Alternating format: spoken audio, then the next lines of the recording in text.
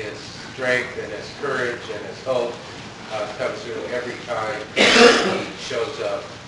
So, Paul, Bryan, would you like to share your hope, strength, and courage? Don't get up. Thanks, Neil. My name is Bryan with a Y, and I'm an addict.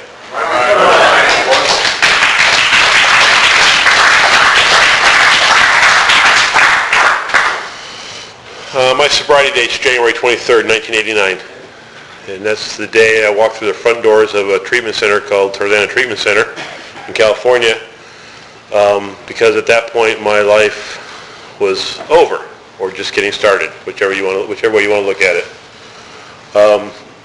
My story is like most of ours. I had a great time growing up. In high school, started to learn about, marijuana and speed and acid and all that great stuff. And thank God for all that stuff. Thank God for drugs and alcohol, because the type of person that I was, just like you said about one of your exes about you had to go buy him marijuana, I had friends that used to tell me to go get high because they couldn't handle me when I wasn't loaded. I don't understand that. Me, minor mannered me, So, I have an understanding for insanity in my life. I know that if it wasn't for drugs and alcohol, then I would have either killed myself or somebody else. Guaranteed. I couldn't live life on life's terms. I didn't know how. Drugs and alcohol gave me that escape to let me survive. And for many years, as a matter of fact, it was, I think about it, and right now I'm right on the cuff somewheres of starting to taper off from how long I used to how long I've been clean. Because I started using when I was somewhere around 12 years old. Okay, and so I've got to the point now where I'm on the other side of the coin. And I'm starting to have more recovery than I had using.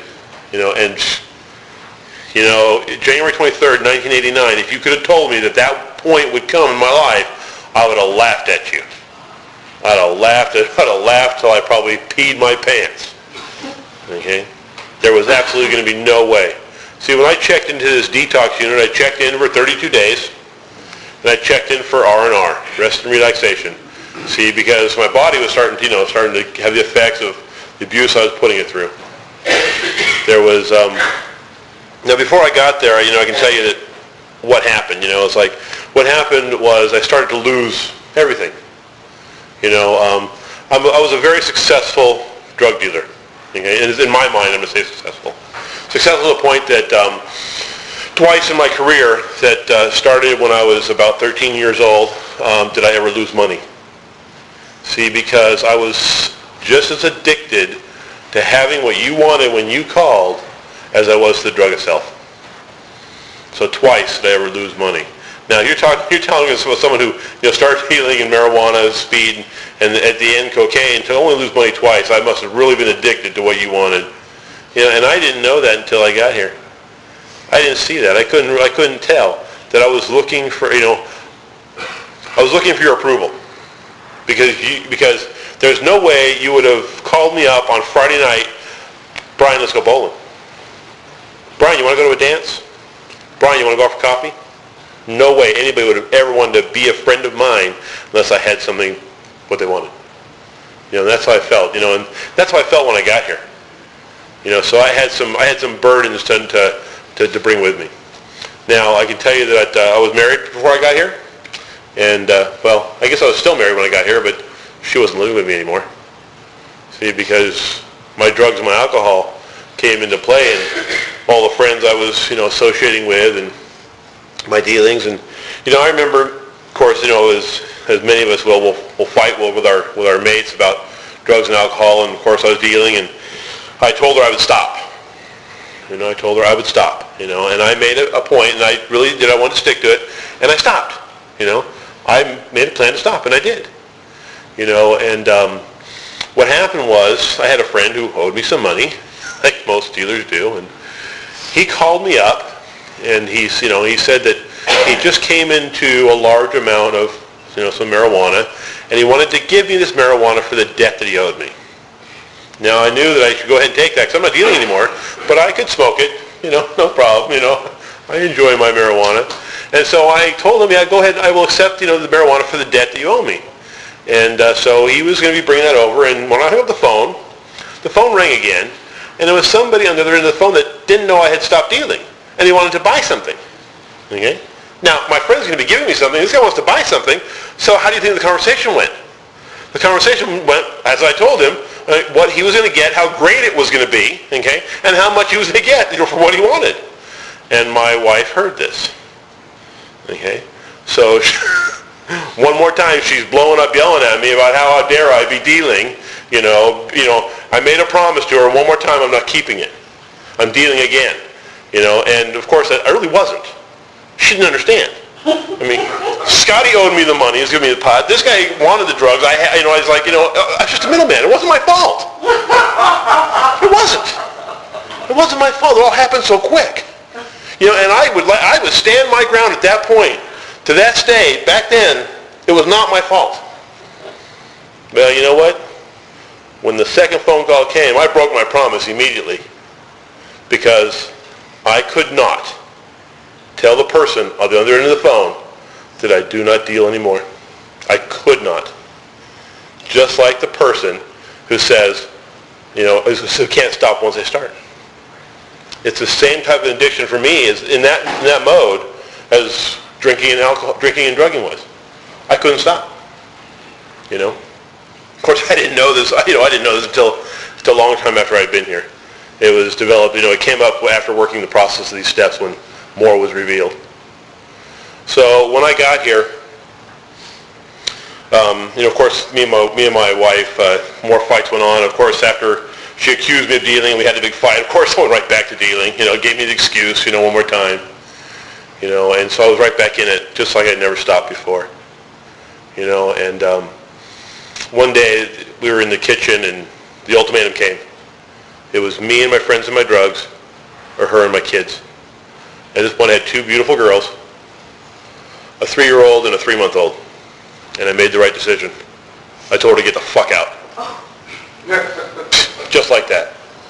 No thoughts, no, I'm going to call my family, see what they want to say. You can go. Because how dare her come between me and my friends and my drugs? And I thought it was the right decision. And I'm very grateful for that. See, because once she was gone, it gave me the right to really party. Didn't matter about who I was with or, what time I came home, if I came home at all. Didn't matter about, getting to work on time. Didn't matter about nothing because I had no one to report to in a sense. In a sense I was on my own. And it was soon after that my life started going downhill very fast. Very, very fast.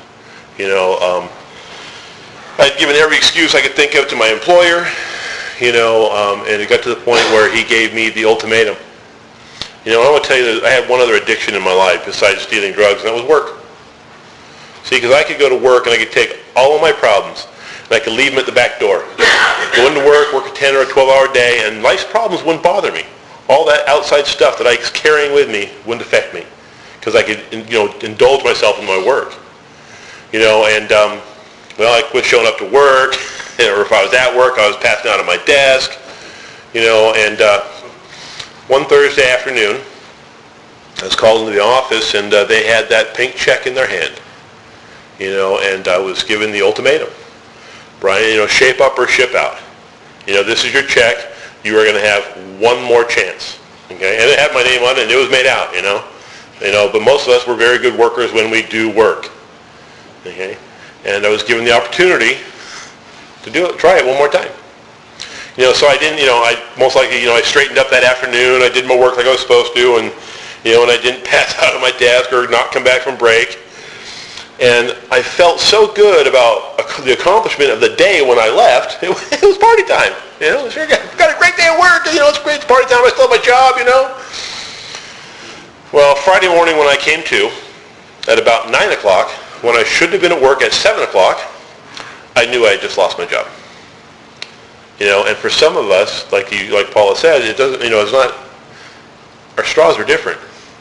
That was the straw that broke the camel's back. I'd already lost my wife and my kids, and all the stuff. I had just lost everything. Everything was gone. I had no more escapes.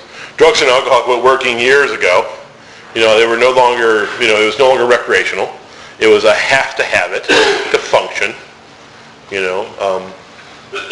So that Friday morning when the first thing I did, I called a friend of mine, her name is Patty. And I called Patty, I said, Patty, I need your help. I need to do something about my life. And so she made some phone calls and she told me that she called a place called Tarzan Treatment Center and I could check in there Monday morning.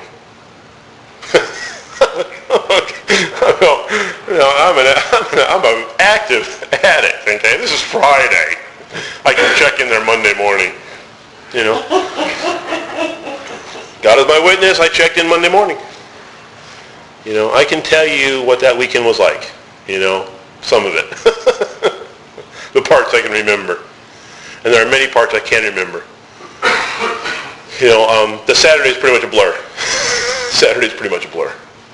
Sunday, my parents were having this large reception for their business. It was their 25th anniversary of their business. And there was this big party, this big family ordeal. It was at this big hotel, and there was the photographer was there, and and I remember waking up in a hotel room at about 12 o'clock in the afternoon to the phone that was ringing, which I thought was my wake-up call, and the guy says, "No, it's checkout time." I showed up at this event in a tank top, pair of probably not so clean jeans, weighing about 155 pounds. The full beard, just like most of us look when we get here. And that's what I can remember about my last day in these rooms. Maybe probably before I got here. Now, I went home, and I went to bed, and when I got up Monday morning, for some reason I did not use. That was, and I can't tell you why. I cannot tell you why. Probably because this is the first time I'd ever attempted a recovery, and I did not know that if you're going to drive to a detox unit, you should be thoroughly wasted when you walk through the front doors. It wasn't on the prerequisite flyer they sent out, So when I checked in there, I checked in for rest and relaxation because in my mind, I was not an addict and I was not an alcoholic. See, because those were people like the people that would call me late, 2 or 3 o'clock in the morning, people I would see on the streets. I had this envision in my mind of what an alcoholic was or what a drug addict was. And some of them were the people I was dealing with. So my first few days in this detox, I'm maybe having a little bit of arrogant problem. Just a little one, maybe just a little one. I'm working on it. God's not through with me yet. But I was not paying attention. I didn't have to pay attention. I was not a drug addict or an alcoholic. Why should I listen? I'm there for my 3 meals a day and rest and relaxation. When it's all over, I'll go back out and I'm going to do it all over again. That's what I'm thinking. On the 13th day of my sobriety, they took me on a field trip. And they loaded a bunch of us in this van, and we headed off to the Sheraton Universal. It's beginning of February. It just finished raining, and the sky was blue, and the trees were green. And for the first time in 20 years, I was getting that euphoric feeling of getting high on life. It was unbelievable. We got to this convention. It was an AA convention, so there were thousands of people, and they let us go to the